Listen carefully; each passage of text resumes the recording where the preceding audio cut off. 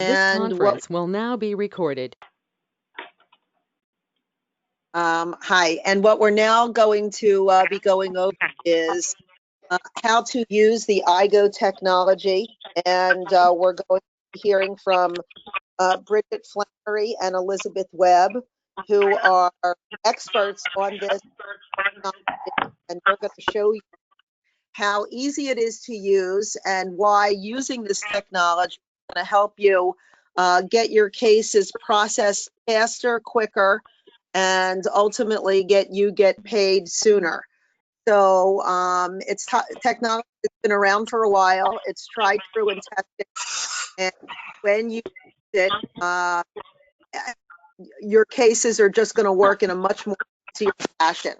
So with that, I'm going to turn it over to Bridget and Liz and let them go over this for you in some significant detail. Thanks. Can I first ask everybody to make sure that they've muted their lines?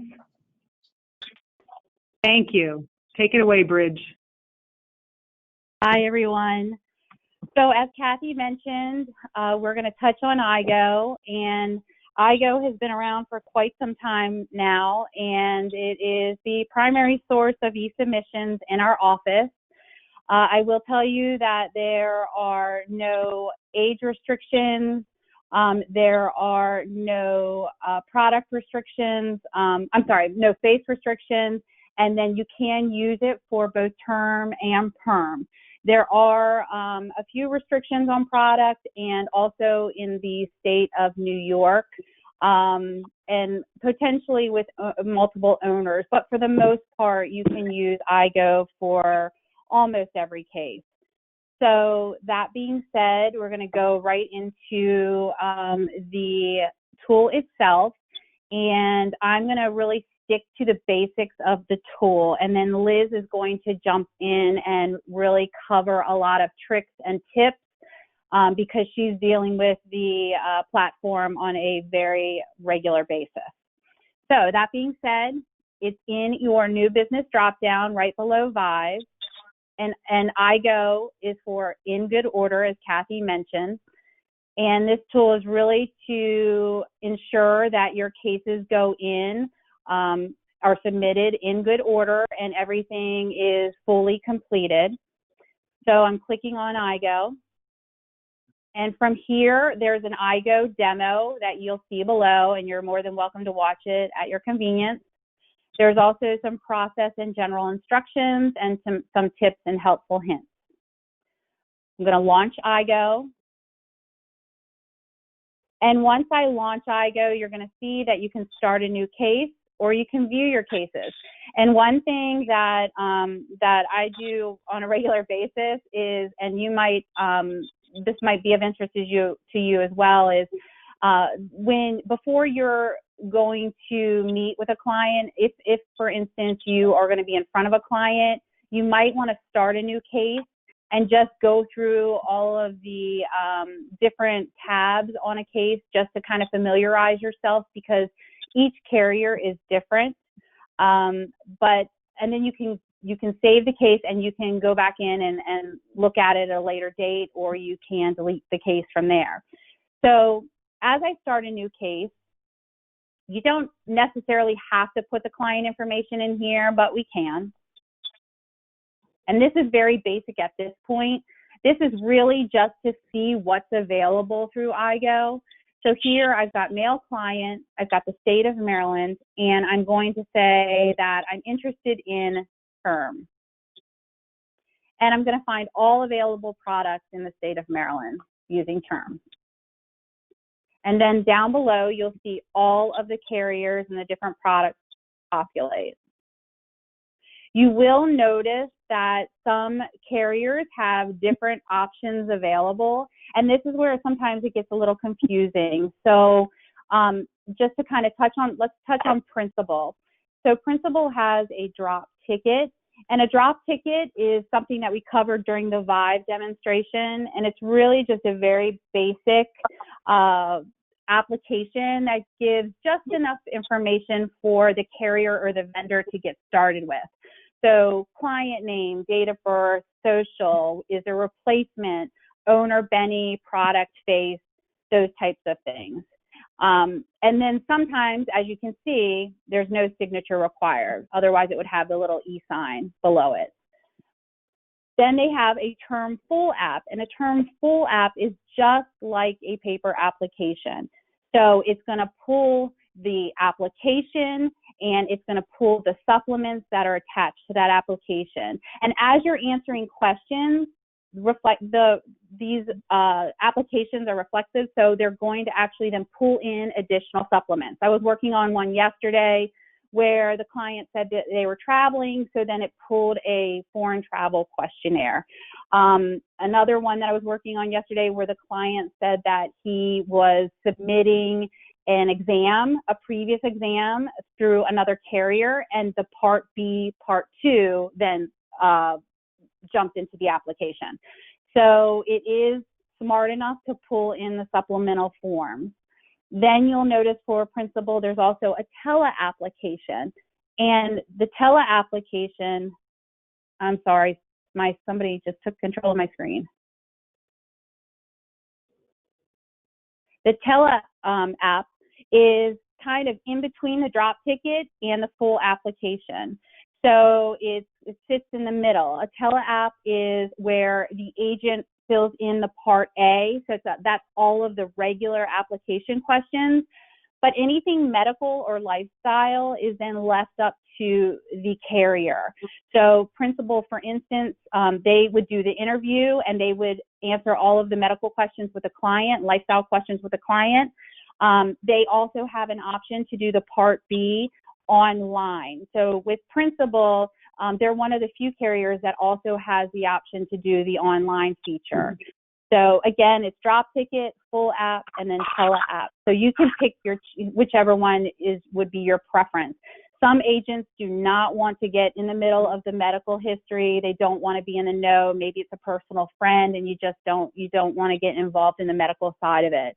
So this is an option where you can go through the application and make sure everything is everything that you want is chosen and clicked off properly, but you can leave the medical side of things to the carrier or the vendor.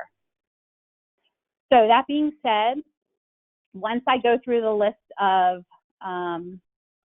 carriers and I can see everything here, let's just say that I want to go into Principal and I do want to pick the full application. I select it, and once I select it,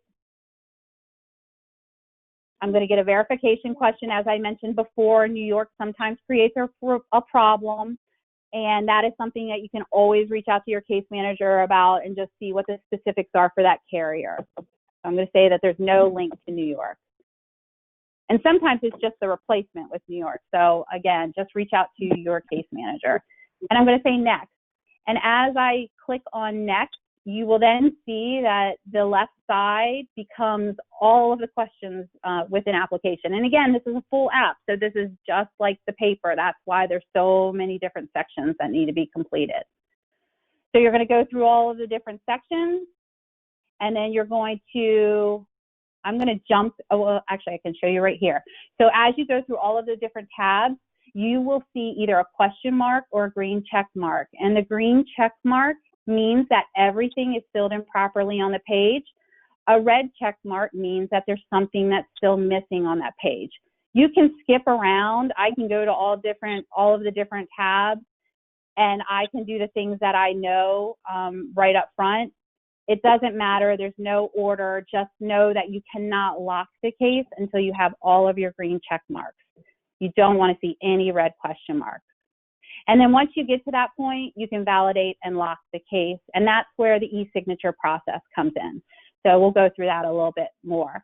I will tell you that some agents like to use the full e-application because they like that they will be required to fill in everything. You'll notice yellow, that means it's a required section.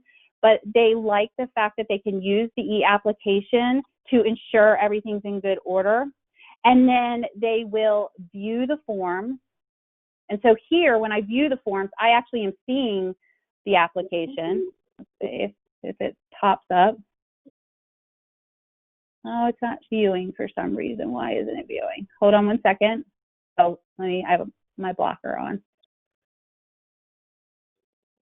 Okay, so let's try that again. There we go. So this is the application, and as you can see, the mail client is pulling all of the information into the paper application. And some agents will use the e-signatures for some cases, but if you have a client that's maybe not tech savvy, maybe they're a little bit older, maybe they don't have an email, maybe it's a bigger case, you can always print. You can fill everything in online to ensure that everything's in order and you haven't missed any answers. And then you can print it from here. And when you print it, then you can get wet signatures from your client. So just keep that in mind for future. Right now, I know that we're trying to do as much as possible online. So next, I'm just going to go into my cases. And from here, I'll show you a couple of features that I don't know that everyone's aware of. So these are cases that I started and I save. And again, a lot of times I'm just trying to familiarize myself. Questions will come up from agents and I'm just going in and just looking around to see if I can figure out what the problem is or what they're seeing. So on this particular page, when you're viewing your cases, there's a case details page. And the case details page actually provides a lot of information. Now, it's not going to show it here because the case has not been locked, but it will show you the case summary. So it'll give you all the information about the case. It will also show you the e-signer status. And the e-signer status will show you who has signed. So if the insured has signed and it's moved on to the owner, it'll show that the owner's signature is pending, and it will also show the agent's signature pending.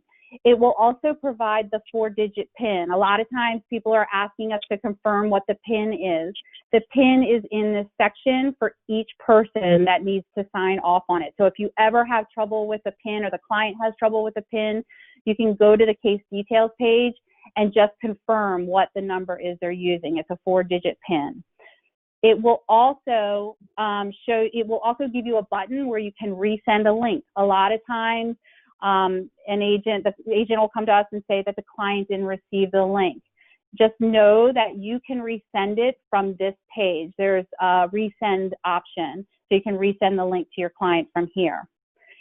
It also goes through the activity history, and the activity history will show when the client received the link, when the client opened the link, when the client signed the link, when it then went to the owner, and when the owner opened it. And if the owner opened it 10 times before they actually signed off on it, it'll show you all 10 opens. So just know that this case details page gives you a lot of information that you can use as you're trying to help your client move forward with the signature part of it. So just keep that in mind. And then here, case actions. You've got an option to open the case. And a lot of times we get questions about unlocking a case, because when a case moves forward and it goes through the review by the insured or the owner, there may be items that need to be modified. So from here, you can actually open your case, and you'll see here I've got one where it's locked. You can open the case, and you're going to have to just click on it down here. And then you can see that this is locked, and here's a lock. And this is, you'll see all locks right before you move forward with the signature process.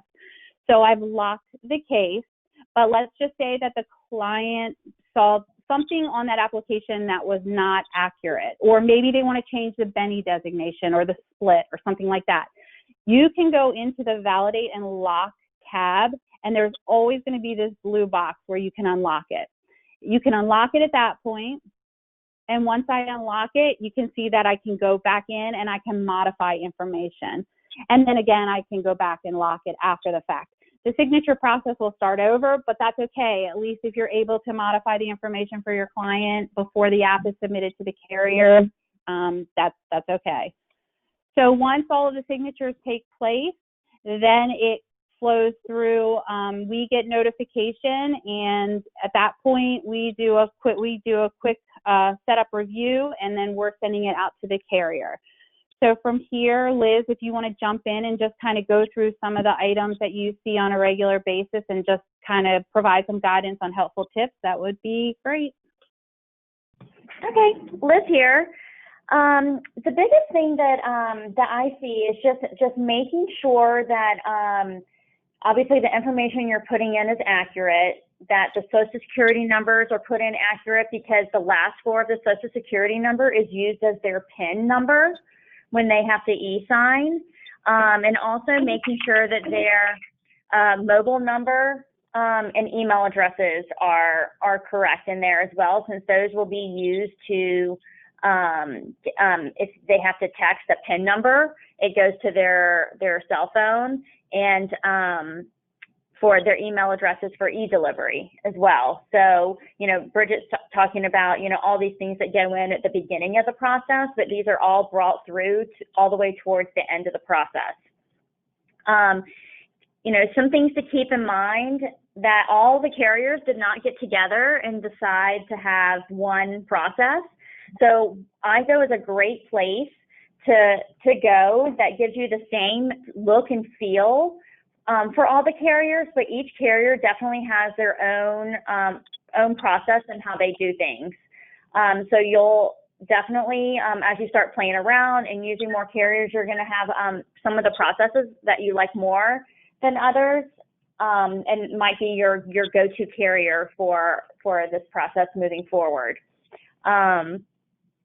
Also, just making sure that you're doing all of these processes, and all of the carriers have their pre-underwriting worksheet that that we provide to you guys when we have detailed instructions on how to do each of these processes, kind of a step-by-step guide.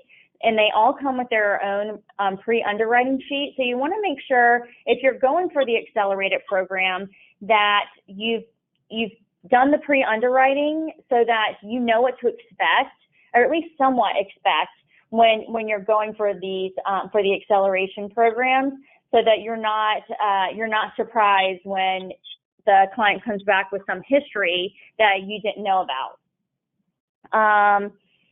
Also, yeah, Liz, I was going to touch on real quick.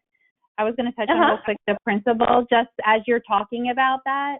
I was going to show real quick the checklist, like you were speaking about, for Principal's Accelerated program. They actually have a checklist that goes through anything that may knock a client out of Accelerated.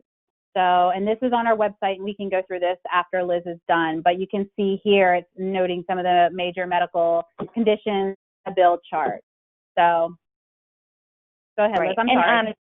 Yeah, and the other thing, I had two more things. It was kind of funny that your pop-up blocker was on, and that's another major thing I find, that when agents and our clients are in and they pull up to view the PDF, that it's not popping up for them. So just a little technical thing right there. And then what was my last thing was the contact information on the application itself. I know you were going to touch on that as well. On the what? Say that again. On the agent report, the coding and the contact information. Right. Possibly. Yeah. So if you get stuck at the end with it asks you for the agency one contact information, or who your case manager is. If you need to know your agent code, you can always reach out to us and we can help you with that. And then I guess I also would just encourage you to, you know, if this is your first couple of times going through these, pick up the phone and give us a call. I'm happy to, you know, walk you through it and kind of handhold you through the first time that you're doing these, because it is new. It does take some time to learn. I definitely have logged in as the agent and gone through just to double check and make sure that they've done everything correctly. I mean, the green check marks are great, but and they make sure you complete everything, but making sure that they're all completed and it, you know, correctly is important as well.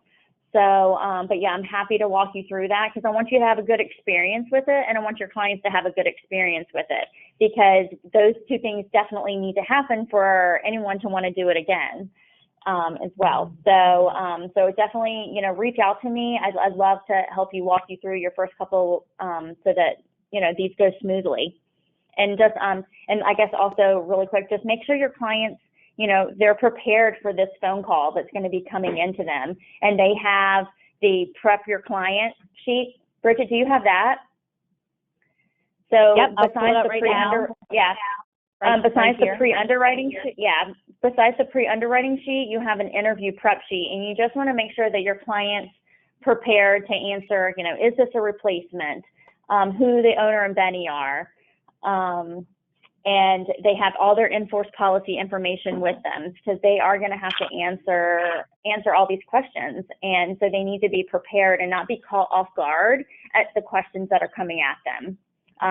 You know, there's the medical section there as well, and making sure that they're telling you all the medications that they're taking, because they're going to be pulling a script check. And if the things don't match up, that's when APSs have to get ordered, or additional follow-up questions have to be answered. So you want to make sure that, you know, the client is telling everything that they can possibly remember, because as we know, they're going to pull the MVR, they're going to pull all the driving history, they're going to pull the script checks, and they're going to be able to pull this information, and they're going to have questions if they're not already on the application from the phone for you.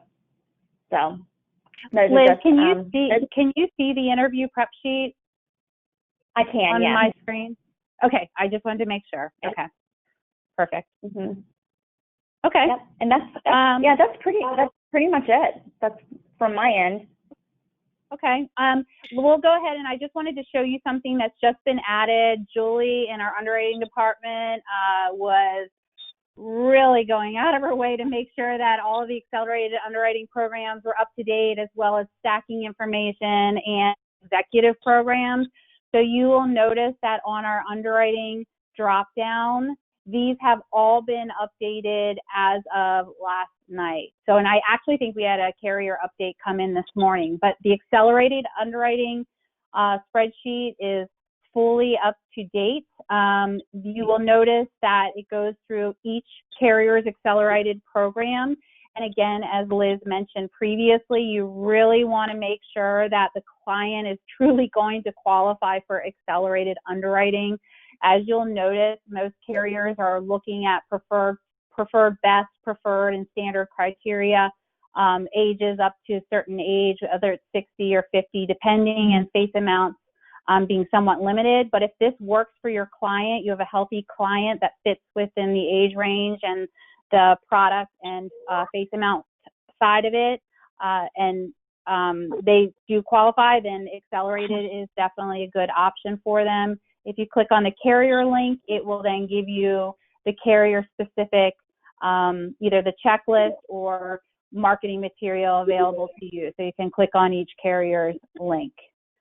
And that's the accelerated side. And then we also have the executive accelerated underwriting programs. There's 3 of them: Lincoln, Nationwide, and Pac Life. And you can, at your leisure, go through and look at the specifics for them. And then we also have the stacking guidelines. And this is actually a brand new tool that Julie put together, so this should be very helpful as well. Hey, Bridget, it's Gonzalo. Can you talk a little bit about the stacking guidelines, please? Yeah, of course. So because I think it's important, especially in today's world, where you have people that, you may have $1 million limit on accelerated underwriting, but you need $3 million of coverage, and that's where we're talking about stacking. So go ahead, Bridget. Yeah, Thank you. Exactly. So just what Gonzalo said, if you have a client who fits within accelerated based on age, but they're looking for $3 million, and you know that principal is someone that's a carrier of interest to you, but you can't get the full $3 million through accelerated. So you may want to diversify the coverage. So maybe you're going to give $1 million to principal, maybe you're going to give $1 million to protective, and maybe you're going to do $1 million through prudential. And these carriers, you can stack. So they do not take into consideration that you're applying through another carrier at the same time. Some of these carriers, like Pac Life, they'll only take the total line applied for and enforced at Pac Life. They don't take into consideration other carriers. And actually, that's a new program that's become available to our office, the Smooth Sailing Program, and that is for older age clients, ages 50 to 69. You're looking at amounts less than or equal to $1 million. If they've had a comprehensive physical and blood work from their personal physician within 18 months, they may qualify for the Smooth Sailing Program. So just keep in mind, if you have a larger case, but you're still trying to do accelerated without labs and an exam, then this is something that you want to take into consideration, especially now that we do have some limitations with the exam vendors because of COVID-19. Can I ask for the Kathy? Hello, it's Mitch Hi. Oster. Yeah, just a quick question. Does any of this apply to New York? New York, we definitely have some limitations on with regards to replacement and ownership. So it'd definitely be something. I don't know if we have anything that's specific to New York as far as spreadsheeting, but we can certainly look into it for you and give you very specific information. I just don't think that we have a guideline for specific for New York. In other words, these processes are open for New York applications if we're not replacing, if we're just.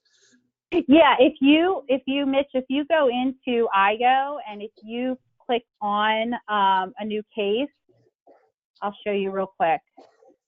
It will, give me 1 second, let me populate New York real quick. Because it is available, it's just that there are some restrictions here and there. So New York, let's just say term, you can see that there's still options available. It's just not as many as you would for other states. And we can certainly help you with that part of it. To put something together that would help you. Thank you. Hey, Mitch, can you hear me? This is Dennis. I hear you, Dennis. There was a notification that came out earlier this week that William Penn, who's a big term writer in New York State, was not going to do accelerated underwriting. They came off the grid. So this is a very fluid situation, and Julie is doing an outstanding job of keeping our Agency One website current, as of current in a daily basis. This is a very volatile situation, and right now this accelerated underwriting program, these iGO electronic apps, the iGO deliveries, the electronic deliveries, they're all designed for your clients to get this done as quickly as possible. It's just not cast in stone with any of these companies right now. So just make sure that you come onto the website and verify everything right up front. Okay. Thank you. And this Good is point, Jess. Jenna. I want to chime in quickly with that Smooth Sailing Program, the ages 50 to 69 up to $1 million. There is no quote unquote black box underwriting associated with that program. So you will have very tangible reasoning should a client not qualify, but it is all rate classes. So it's certainly something to look at. It's not necessarily going to make things go more quickly because they are using an APS, but it does eliminate exam requirements, and it'll be easy to explain to your client if for some reason they're rated or declined. Liz, Bridget, this is Bob and Ann. Can you hear me? Yeah. Yes, sir. Hi. Our first experience with iGO was a case last year with Nationwide with Accelerated Underwriting, and it was really sticky. We had to go back and forth with the client, back and forth and back and forth. However, Right now, we're in the middle of a very complex case where we've got 4 insureds with Florida Trust and trustee in Kentucky. And the last thing that we wanted to happen is have to have forms being overnighted for wet signatures. And it may be because it's a different carrier, Lincoln versus Nationwide, but it's going very smoothly. Because of the face amounts, we do have to have exams and some APSs. It's not an accelerated situation, but just being able to use the e-signatures has been it's just a tremendous advantage, and it's really giving us a much better experience. That's such an important point to make, that this is not just for accelerated. This, like Bob said, this can be used on any case, and he, with the understanding that he knew that exams were still going to be needed, but just keep in mind that this is a great tool, especially right now where people are you know, at home and people aren't necessarily meeting with advisors. This is a great tool. So if the case can go through accelerated, great. If it's not going to, you can still get the case moving with e-signatures using the full e-application. So I'm glad that it's working out for you. Great. Any other questions? Okay, Mitch, I will look into New York for you specifically. I'll see what I can find for you so we can get something over to you. Great. Thank you. Perfect. Hey, Bridget and Liz and Team Agency One, thank you so much. One of the last things that I would just like to emphasize is that I know that we keep repeating that the technology platforms are very important. And the sooner you get your arms around using them, your cases are just going to go that much quicker, and you're going to become more and more comfortable with it. So we cannot encourage enough your adoption of these platforms. Again, thank you everybody for dialing in. I'd like to remind everyone that our next WebEx is this coming Monday at noon, and it's all about Proformex, which is a policy review and management system that has also been broadened to include annuities. So we're very eager to share some updates from Proformex with all of you. So I hope you'll be dialing in on Monday. If anybody has any questions, please reach out to your Agency One team. We are all working and fully operational and hope to continue to help you place business during these trying times. That's pretty much it for Agency One. I hope everybody has a great weekend, and we hope to hear from you soon. Thank you. You as Thank well, you. Kathy. Thank you. Thank you. Thanks, everyone. Thank you, Agency One.